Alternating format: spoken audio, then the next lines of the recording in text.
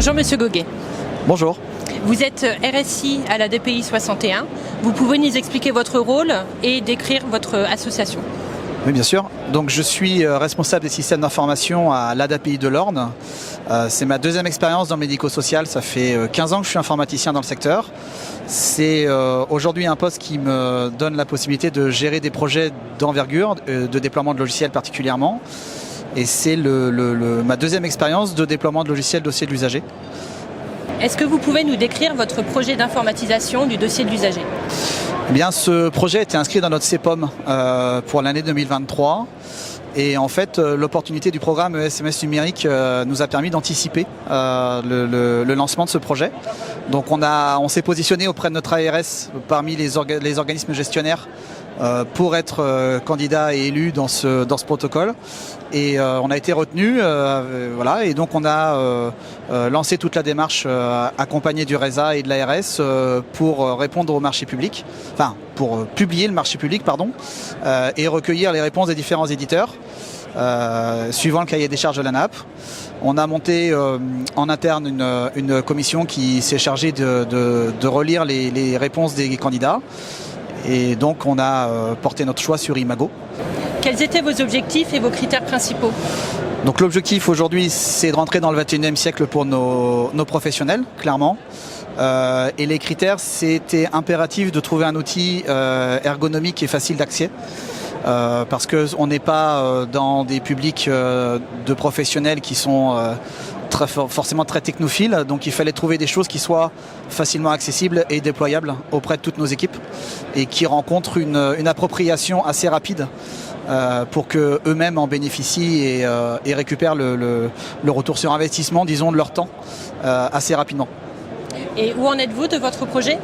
Donc là, on vient de terminer la phase de formation sur toutes les directions, les chefs de service et les personnels administratifs. Parce qu'évidemment, la première étape de ce logiciel, c'est d'alimenter le dossier administratif pour que l'usager existe dans le logiciel. On commence la semaine prochaine la partie accompagnement avec les audits et mon équipe projet et l'accompagnement d'Evolucare. Et à la rentrée de septembre, on lancera les formations de donc près de 500 personnes en 2 mois et demi sur le logiciel. Quelle est votre stratégie de déploiement ? Donc aujourd'hui, on a constitué une équipe projet avec 2 professionnels en interne. On a lancé des candidatures pour chercher des formateurs, des gens qui seraient intéressés pour être détachés de leur mission du quotidien, pour venir auprès des autres équipes, déployer et former les gens et surtout accompagner sur le long terme. Donc on a eu 2 profils de personnes assez complémentaires qui ont répondu avec une experte de la formation qui a fait ça pendant des années et des années et une ancienne chef de service médico-social qui nous amène une expertise sur le métier du quotidien assez extraordinaire. Donc entre mon expertise et mon expérience sur la gestion de projet et les profils métiers de terrain qui vont assurer les formations au contact de nos professionnels, normalement on est parti pour avoir une belle réussite à la fin de l'année. Tout au long du projet, vous avez été accompagné par les équipes d'Evolucare. Comment qualifierez-vous les relations que vous avez avec Evolucare ? Aujourd'hui, on est accompagné par une chef de projet dédiée qui est Madame Voisin. Ça se passe très très bien. Elle est venue assurer les premières formations avec l'équipe projet, donc les 2 formateurs et moi-même. On est en liaison directe avec elle au quotidien.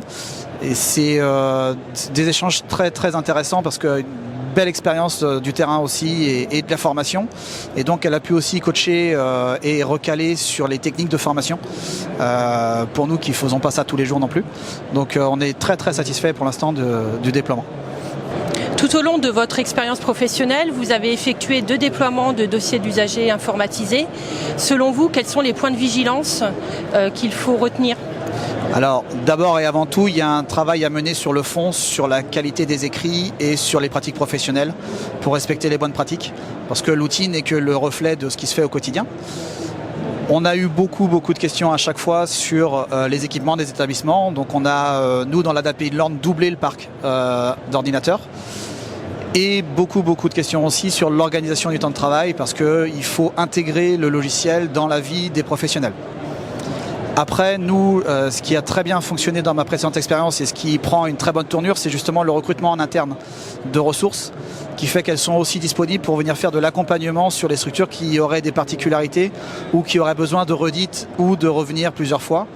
Et ça, c'est une vraie force de pouvoir compter sur des équipes internes à temps plein sur 2 ans ou 3 ans pour permettre d'accompagner un déploiement et s'assurer qu'il arrive jusqu'au bout. Pardon.